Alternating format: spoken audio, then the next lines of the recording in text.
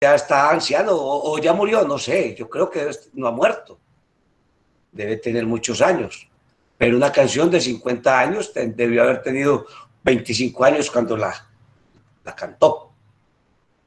Y nos sirve, doña Cielo, para que nos metamos en un tema de estos de la ética. Usted de pronto ha venido escuchando estas pequeñas conferencias y estas discusiones de los muchachos sobre temas que estudian con anticipación.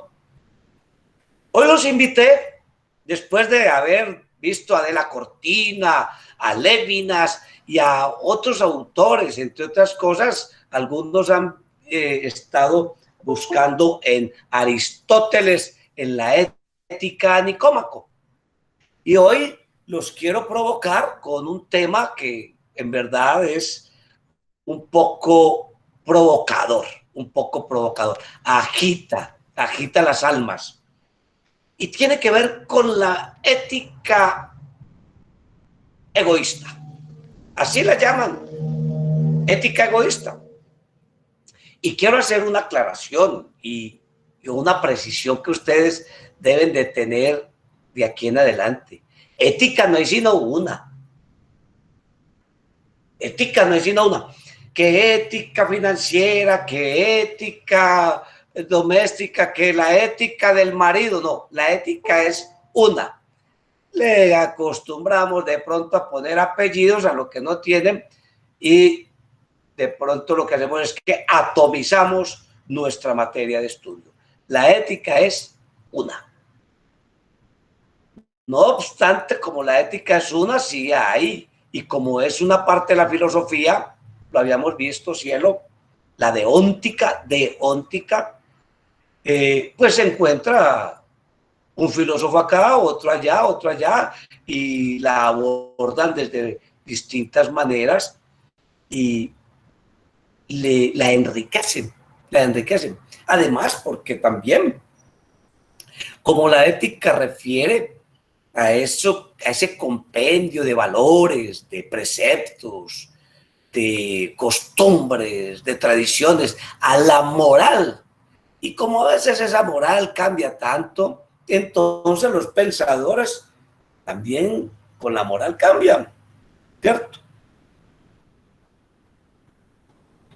¿Y qué tal que el egoísta ético tenga razón? Pues le estoy diciendo a usted, Cielo, y a los demás compañeros que la acompañan en esta clase que de ustedes depende tomar partido, como hace Roberto Carlos en su canción que se llama Ilegal, Inmoral o Engorda. ¿Y por qué la ponemos? Bueno, porque es que esa canción es el desafío diario al que se enfrenta el hombre. Las cosas son ilegal, hago esto o hago aquello. Y como dice, yo sé que me perdí entre mil filosofías, sí, pienso tantas cosas, pero ¿cómo le parece que tengo que decidir? Ese es el dilema ético, tomar la decisión, tomar la mejor decisión.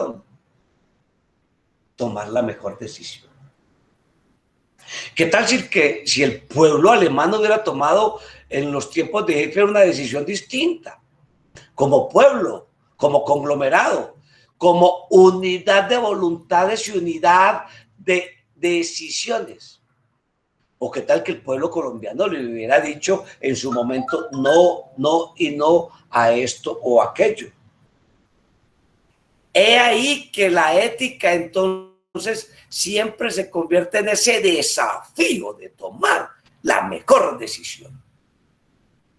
Como la canción nos lo acaba de decir. Maestro Oscar, ya lo llamo, que estoy en la clase, ¿sí?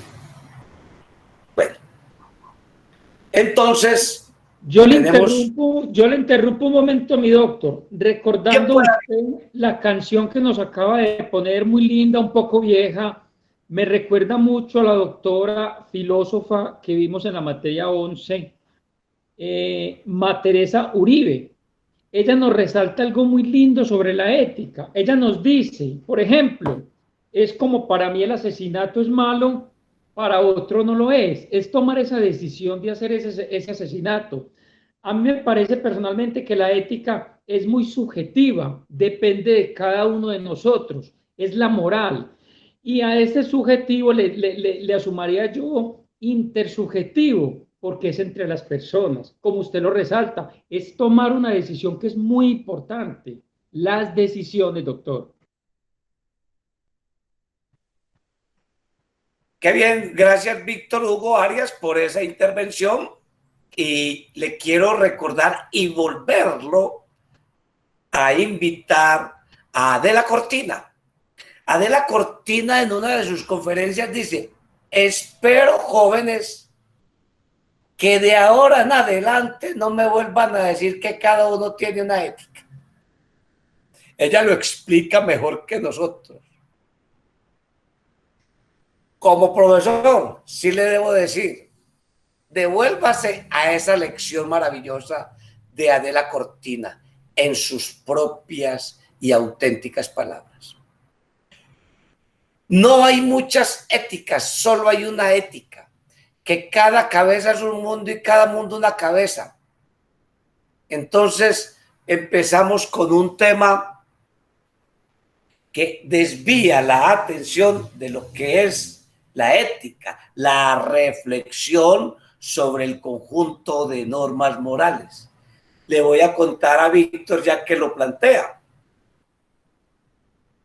¿Usted tiene su propia ética? No, no y no. Vuelva de la cortina.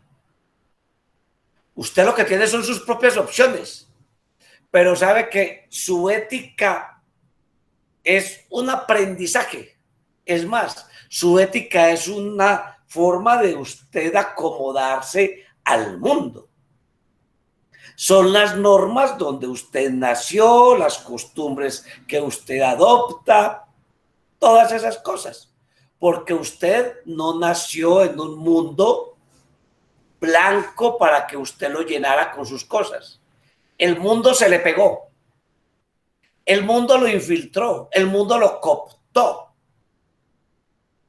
Lo invadió. Entonces uno no puede decir que es que yo soy mi propio mundo. O que es que yo soy mi propia ética. O que yo no le voy a creer a la ley porque yo soy mi propia ley. Eso está muy bien en la poesía. Eso está muy bien en Robinson Crusoe, de Defoe, ¿cierto? Eso está muy bien en la literatura. Pero en la vida monda y lironda, en la vida real, en la vida viva, en la vida de verdad verdadera, uno no es uno. Uno sí escoge, pero uno es esos preceptos, ese conjunto moral de donde nace, que lo envuelve, que le enseña, que lo forma. Es muy difícil que una de las mujeres nuestras, y voy a poner muy pocos kilómetros de distancia, actúe, y hablamos de una de las mujeres de la más vieja y la más enconada tradición mexicana. Las mujeres no se relacionan con el hombre y las reuniones, las mujeres están a un lado y los hombres están en otro. Es su costumbre, es su preceptiva, es su normativa, es su moral, su tradición. Lo nuestro es analizar éticamente esos comportamientos. Yo apuesto que una muchacha nuestra antioqueña, donde no tenemos esas costumbres de dividirnos, no soportaría estar en esa fiesta. Y cuando esté en el grupo, le van a decir, ¿usted qué está haciendo aquí? O las mismas mujeres la van a increpar, ¿cierto? ¿Por qué? Porque es que ella heredó eso, ella es eso.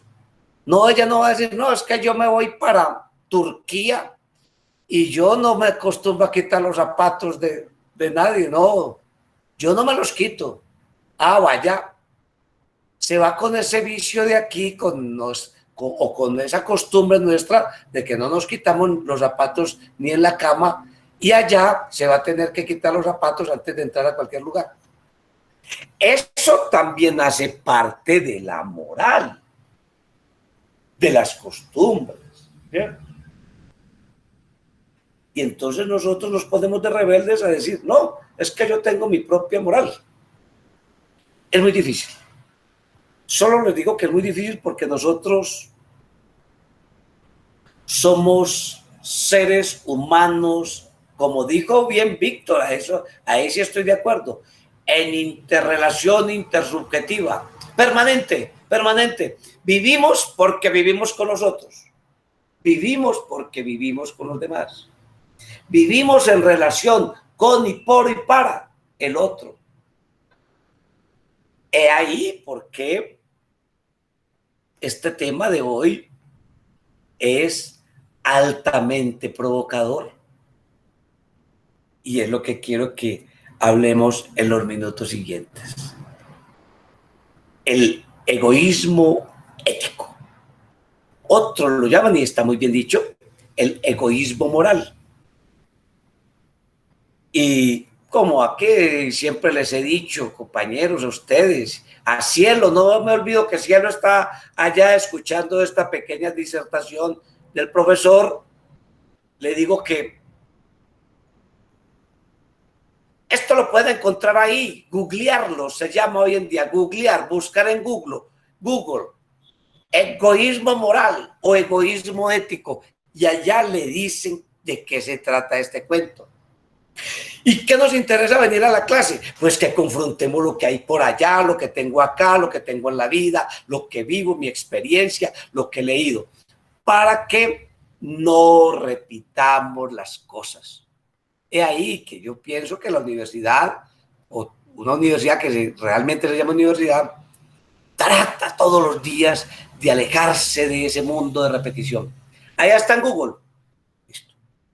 Como allá está en Google, si alguien va a una página de Google, podrá encontrar que el egoísmo ético es una doctrina filosófica, ético-filosófica. ¿Y por qué es una doctrina? ¿Por qué es una doctrina? Porque es un pensamiento, y no solo de uno, hasta de muchos, ordenada, organizada, con un método. No es como dicen nosotros que, no, es que yo pienso tal cosa. Ah, eso ya lo convirtió en un doctrinante, en un filósofo. Hace filosofía, pero le falta para ser un filósofo profesional. Le falta uno todavía. Porque el dicho de que, yo pienso esto, yo pienso aquello, para que sea una doctrina tiene que pensarla con un cierto rigor, una cierta sistematicidad.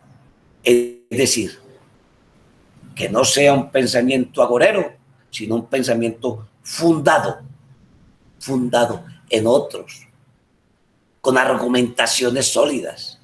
Por eso traemos el egoísmo ético-moral, porque a esa doctrina filosófica no le sobran argumentos sólidos, no le sobran.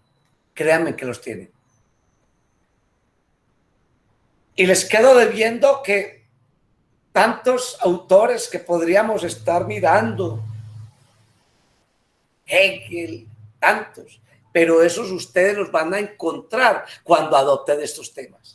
Y este tema lo encuentran en Søren Kierkegaard, por ejemplo. Y hay más, y hay muchos más. Y yo, de manera un poquito rebelde, lo quiero mirar no solo desde allá, sino desde la literatura. Y eso se los quiero compartir. Pero antes de que lleguemos allá, definamos eso. El egoísmo ético, ya decíamos que era una doctrina, y decíamos porque era una doctrina. y qué pretende esa doctrina. Ah, bueno, y no nos importa también quién la haya acogido y quién la empezó también. Eso lo van a encontrar ustedes en eso que van estudiando. Porque saben que, muchachos, a veces se convierten las cátedras de los profesores en que fulano lo dijo y sutano, entonces el estudiante va copiando y se va convirtiendo eso en una casa de citas de autores. En nuestras reflexiones éticas he querido, más que hacer esas citas de autores, provocarles a ustedes hambre de autores, que a ustedes les den ganas de ir a mirar eso.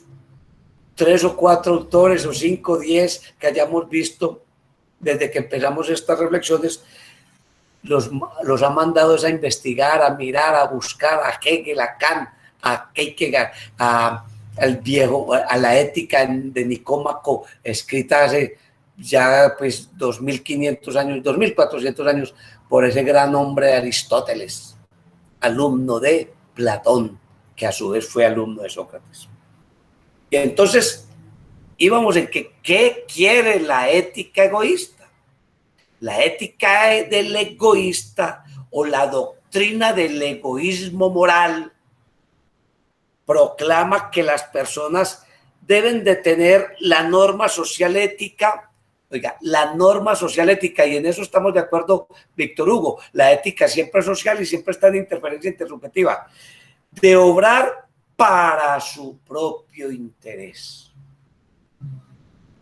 Ahí se nos viene, como decía mi abuela y como dice Cielo, un baldado de agua fría. ¿Cierto, Cielo? No me quedé callada.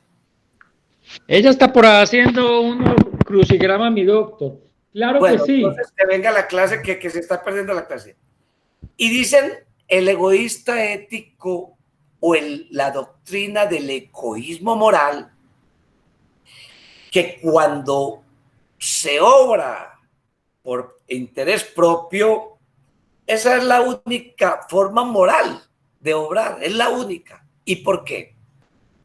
Pues hombre, que ellos dicen que es lo que permite el desarrollo de la persona humana.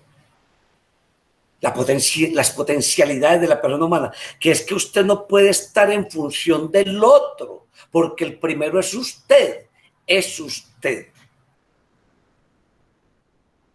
Y es más, la base de toda sociedad y la base de toda sociedad democrática, y aquí nos encontramos con el gran Hobbes, es la persona humana. Y la gran bandera de la gran Revolución Francesa fue la recuperación de la persona humana, de la entidad humana, del ser humano en su individualidad. He ahí que ese egoísmo ético tampoco es que esté tan traído de los cabellos. Tampoco es que sea pues una invención por allá, vamos a ponerle a esto un nombre ahí como como en YouTube, para que pegue, para que consiga suscriptores. No. Eso tiene unos fundamentos bien sólidos. Y que también tiene detractores. Por eso, dentro de 8 días los invito a que estudien este tema y traigamos los detractores y nos enfrentemos con esto y busquemos otras alternativas. Pero ¿saben qué? Es que miren cómo vamos a conectar esto. Ya les dije que con Hobbes y ya les dije que con la Revolución Francesa. ¿Por qué con la Revolución Francesa? Porque los revolucionarios franceses, y estaba ya, recuerden, a esa pléyade de grandes hombres y hombres luchadores y pensadores rigurosos, como Danton, Montesquieu, Rousseau, Voltaire, hay un poco de gente, pero tremendos. Robespierre.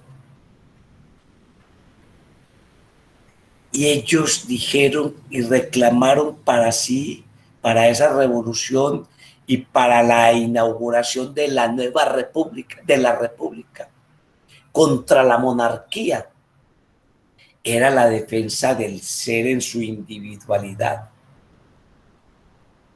Y cómo empieza la proclama, que aquí la trajo Antonio Nariño, de la Revolución Francesa, reclamando el ser. Todos los hombres nacen libres e iguales en derechos, reclamando la categoría del ciudadano. Aquí la reclamaba mucho Simón Bolívar. Yo no quiero, es que yo no soy ni un hombre, es que yo no me llamo ni Simón ni Bolívar, no. Yo lo que quiero es ser un ciudadano. ¿Y cómo les parece que eso fue la inauguración del modelo político y social que hoy en día nosotros vivimos? Porque tiene como centro de impulsión de todas las decisiones del Estado, de los gobiernos, al ser humano.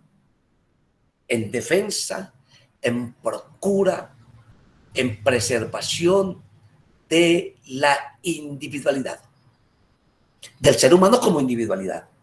Miren hasta dónde va. Todos estos estados son estados que heredaron de la Revolución Francesa, la tridivisión de poderes, pero heredaron el carácter de estados liberales. Eso ya ustedes lo debieron de haber estudiado cuando estudiaron Constitucional 1 y 2. Son estados liberales y el profesor siempre les tiene que repetir, no en el sentido del Partido Liberal, no es en el sentido de cachiporros y godos, no, en el sentido de que es un estado que proclama, defiende y procura por el ser humano en su individualidad. He ahí que el egoísmo ético tiene fundamentos. Y ya, después de la Segunda Guerra Mundial, es que esa individualidad adquiere otro sentido y se llama dignidad. Dignidad. La Carta de Naciones Unidas está fundamentada en un criterio que engloba toda la humanidad y que supera ese criterio de la defensa de la individualidad y se llama la dignidad, que es una expresión cualificada de ese yo liberal de la Revolución Francesa. ¿Por qué? Porque nada más y nada menos que dignidad, y podríamos mirar libros y no, pues podríamos hacer una sábana inmensa con todos los libros sobre la dignidad y digámoslo así de una manera coloquial, sencilla, pero que contiene todo su sentido, toda su esencia axiológica. Y es que el reclamar la dignidad significa reclamar el valor del yo, del ser individual, y como ser individual no puedo estar sujeto y merezco protección cuando alguien me quiera utilizar, me quiera manipular, me quiera cosificar, me quiera instrumentalizar. Porque es que yo no puedo ser el proyecto de nada. Yo soy un hombre, soy una mujer, soy un ser. ¿Ven dónde está ese yo ahí? Ese egoísmo moral. Ese egoísmo moral que proclama que las personas deben de tener como norma social ética la de obrar por su propio interés. ¿Ven dónde encuentran ustedes la magnificación del ser yo? De la mismicidad. Es que yo no me cambio por nadie, como decíamos los viejos. No me cambio por nadie.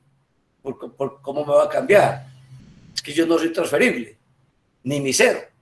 Y como decían en el colegio, es que usted es único e irrepetible. Claro, usted es una entidad única, única. Vive en un mundo donde todos vivimos en un mundo donde todos recibimos los mismos mensajes, pero a todos esos mensajes nos calan distinto. Hablamos el mismo idioma y todos hacemos uso distinto de él. Nos creamos con las mismas, con distintas, con las mismas tradiciones y costumbres, y a todos nos llega distinto también. Recuperar, mantener la individualidad es el propósito político de la Revolución Francesa cuando instaura estos estados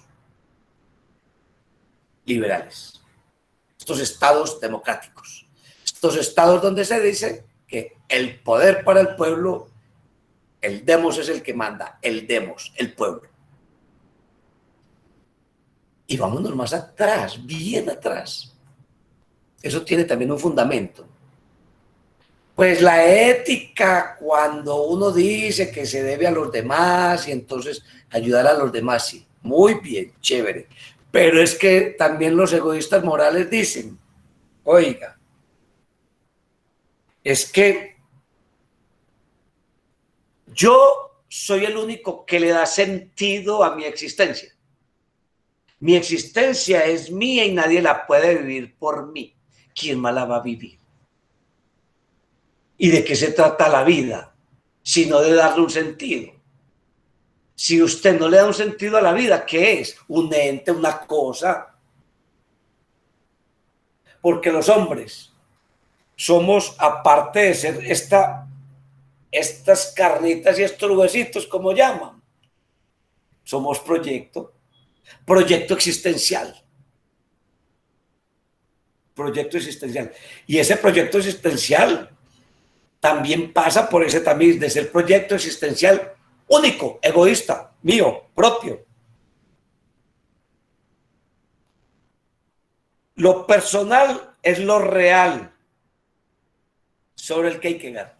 Lo personal es lo real. No existe más nada sino lo mío. Lo lleva a un extremo bien tremendo. Por eso este tema, señores, es provocador. Y son llamados a la reflexión.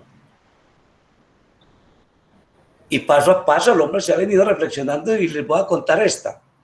Cuando los romanos inventaron el ius gentium, ¿se acuerdan cuando no éramos ni gente? Hubo una época en que las personas no éramos ni gente, y se inventaron hombres, sí, el derecho de gentes. ¿Lo vieron ustedes en derecho? Lo estudiaron. Debieron de haberlo estudiado. El ius gentium. Recuperar el hecho de que usted tiene derechos como persona, como gente. Y antes tampoco existía para nada la palabra persona. Hoy en día, no, pues es que Julián Andrés es una persona y decimos eso como si no hubiera pasado nada en la historia. Y hace muy poquito, porque es que eso hace 2500 años que se inventó. Persona viene de una máscara, de la personae, con que los actores allá en el teatro amplificaban su voz. Y cada máscara era diferente. Y cada máscara tenía un sonido diferente. De ahí viene que esa máscara que se llamaba la personae le dio el nombre a el ser, a la entidad biológica individual, particular, singular, única, que se llama persona. ¿Lo vieron en derecho civil personas? Lo vieron. Les explicaron de dónde viene la palabra persona. Eso no se lo inventó Andrés Bello, ni el que hizo el Código Civil, Andrés Bello. Venezolano radicado en Chile. Eso no se lo debemos a Andrés Bello. La persona era una máscara. Fíjese que desde ahí está recuperando ¿qué? La individualidad. El ser único, autónomo. El ser yo con mi propia voz. Es mi voz, es mi rostro. El que habla no es el de otro. No soy el títere de nadie, ni soy la voz de nadie, no soy la voz de otro que me está hablando atrás. Soy persona y soy autónomo. Estoy hablando por mí. Entonces viene y después eso se convierte en el ciudadano que habla, que está en la ciudad, que tiene voz y voto. Entonces miren de dónde viene desde el derecho de gente, ser persona, ser ciudadano y ser ciudadano libre, ser hombre libre. Y ahorita decir que ser un hombre digno. Y todo eso está afincado en el hecho de la individualidad egoísta. De la individualidad egoísta. Pero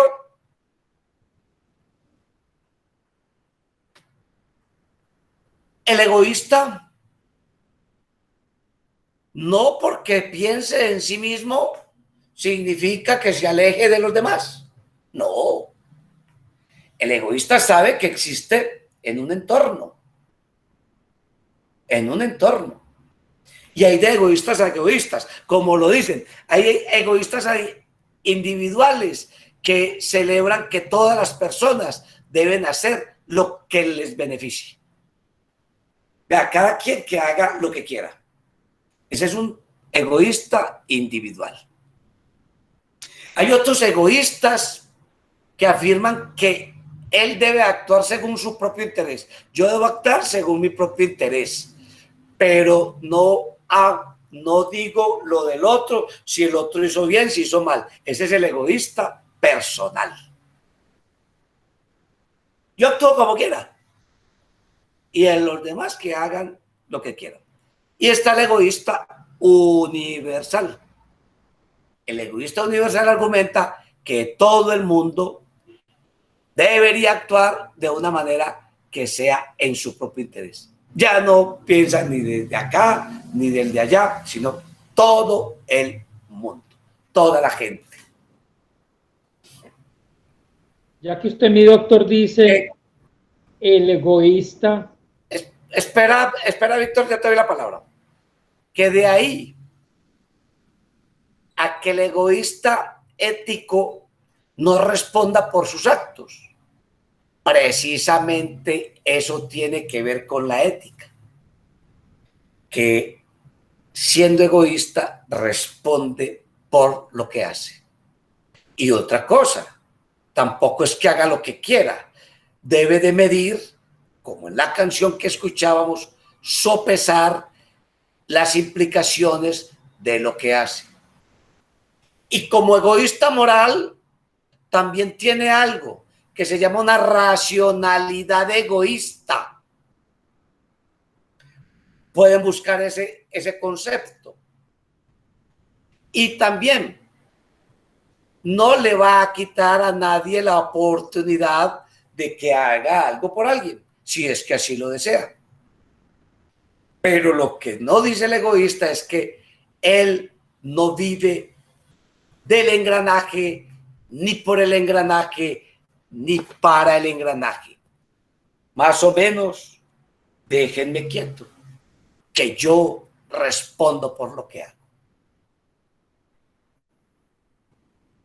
Vamos a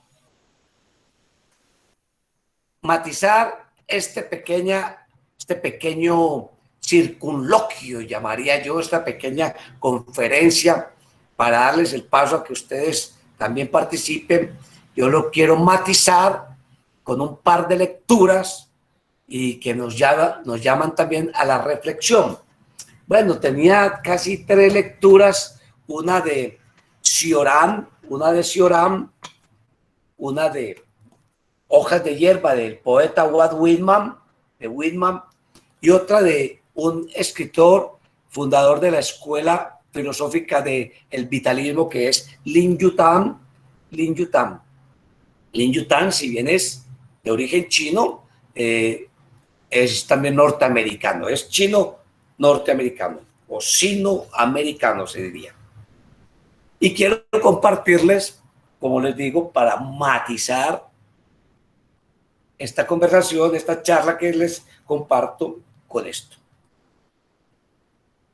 Lin Yutang descubriendo al hombre y todas las posibilidades en unos libros que tiene maravillosos, como La importancia de vivir y la importancia de comprender. Yo se los recomiendo, los van a disfrutar mucho. Llega a la parte del individuo y dice la doctrina del individuo como doctrina.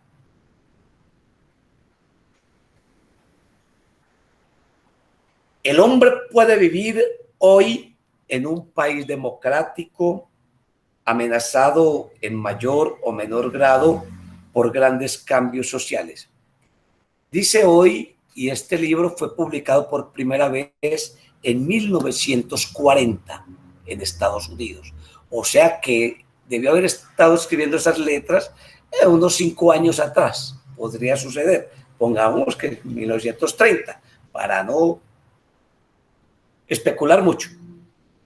El hombre puede vivir hoy en un país democrático amenazado en mayor o menor grado por grandes cambios sociales, o puede vivir en un país comunista que tiende cada vez más a acercarse y volver al ideal democrático, o puede vivir bajo una dictadura que acaso le sobreviva o a la que más probablemente él sobrevivirá.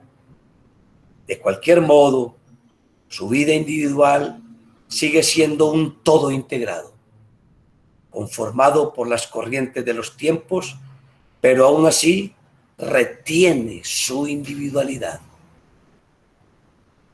La filosofía no comienza con el individuo, sino que termina también con el individuo, porque un individuo es el hecho final de la vida, es un fin en sí mismo y no el medio para otras creaciones de la mente humana. El mayor imperio del mundo, el Imperio Británico, existe a fin de que un inglés de Sussex, una ciudad, pueda vivir una vida asaz, razonable y feliz. Una falsa filosofía presumiría que el inglés de Sussex vive a fin de que pueda existir el gran Imperio Británico.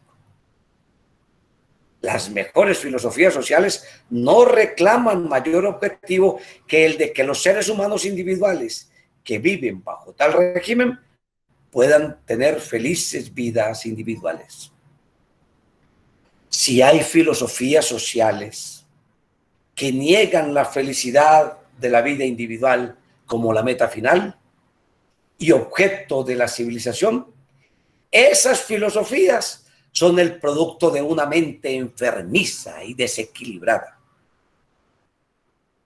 Por cuanto atañe a la cultura, me inclino a pensar que el juicio final sobre cualquier particular de cultura es el de qué tipo de hombres y mujeres produce.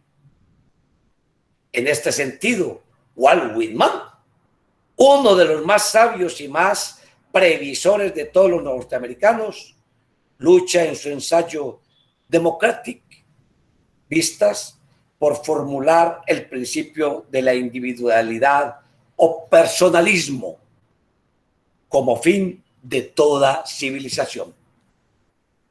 Dice Whitman, y si pensamos en ello, ¿en qué descansa la misma civilización y qué objeto tiene con sus religiones, artes, escuelas, etcétera?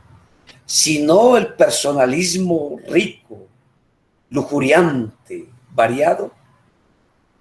A ello todo se inclina y es porque hacia ese resultado solo la democracia en algo que se en algo que se asemeja a la escala de la naturaleza, rompe los ilimitados seriales de la humanidad y planta la semilla y hace justicia que los principios de la democracia preceden ahora al resto. La literatura, canciones, estética, etcétera, de un país son de importancia principalmente porque proveen los materiales y sugestiones de personalidad para las mujeres y los hombres de ese país y los aplica en 1000 formas efectivas. Hablando de la individualidad como acto final, Whitman dice: hay en las horas más cuerdas una conciencia, un pensamiento que se alza independiente, elevado sobre todo lo demás, calmo como las estrellas, con brillo eterno. Este es el pensamiento de identidad, lo suyo para usted, cualquiera sea, como lo mío para mí. Dejemos ahí a Whitman y a Lin Yutang. Lo suyo fuera para usted como lo mío fuera para mí. Es decir, partamos cobijas, hagamos una separación de intereses. Usted con sus cosas y yo con las mías. ¿Qué dice Whitman? Y es una canción que muchos ya conocen. Dice: estoy enamorado de mí mismo. Y lo dice en varias partes y lo dice en otras formas, como en un verso que dice, este es uno de los poemas más hermosos que alguien haya cantado a la humanidad, Dice: me celebro y me canto y me celebro. Ese es Whitman, ese es Walt Whitman, uno de los poetas más grandes de la humanidad y quizá el más grande de Norteamérica. Esto es egoísmo ético en su expresión, no desde la filosofía, pero sí es filosófica, sino en su expresión literaria, poética, artística. Podríamos hablar, y qué tan bueno que ustedes ojalá vieran a un autor también norteamericano que debieron haber conocido en alguna clase de constitucional o donde hubieran visto política, que se llama Henry David Thoreau. Thoreau, como egoísta clásico también, en 1880 y pico, escribe Walden. Walden, o Mi vida en los bosques, es la relación de su vida por fuera de la sociedad. Y luego escribirá un opúsculo, es decir, un pequeño libro que se llama El deber de la desobediencia civil. Ustedes con toda seguridad que van buscando todos estos nombres, autores que yo les nombro, y van a amplificar, van a ampliar y van a crecer este cuento, esta historia del egoísmo ético y todas las otras que hemos hablado. Y Henry David Thoreau habla precisamente en las primeras páginas del deber de la desobediencia civil como, primero, haciendo una imprecación al Estado. Dice que el Estado que mejor gobierna es aquel que no gobierna nada. Y cuando la gente individualmente esté preparada para manejarse bien en un Estado, no van a necesitar del Estado, no van a necesitar de eso. Es decir, mientras tengamos gente ética, mientras tengamos egoístas morales y egoístas éticos, hombres y mujeres que saben lo que hacen y que responden por lo que hacen, no vamos a necesitar de un Estado que nos diga qué tenemos que hacer. Con una fuerza filosófica, política y un rigor conceptual tan grande, Henry David Thoreau, que ese libro se convirtió en la punta de lanza y filosófica e ideológica de Mahatma Gandhi. Fue lo que dio lugar a toda la teoría, a toda la los fundamentos de la no violencia de Gandhi. Thoreau, egoísta. Whitman, egoísta. Cioran, Kierkegaard, egoístas. Tantos egoístas, y nosotros aquí viendo también el egoísmo, pero en otro nivel. Y esos niveles los vamos a estudiar dentro de 8 días. Ese egoísmo del Estado que piensa nomás en su camarilla, y entonces la gente dice, si los de allá arriba están solo pensando en los del gobierno, no el Estado, si los del gobierno están pensando solo en su ombligo, yo me tengo que mirar el mío. El vecino, eso se transmite al vecino, y el vecino no está interesado en conocer al otro vecino que vive en el apartamento del lado. Ese es egoísmo. ¿Y qué podríamos decir de un egoísmo en medio de pandemia? De que el que me salvo soy yo.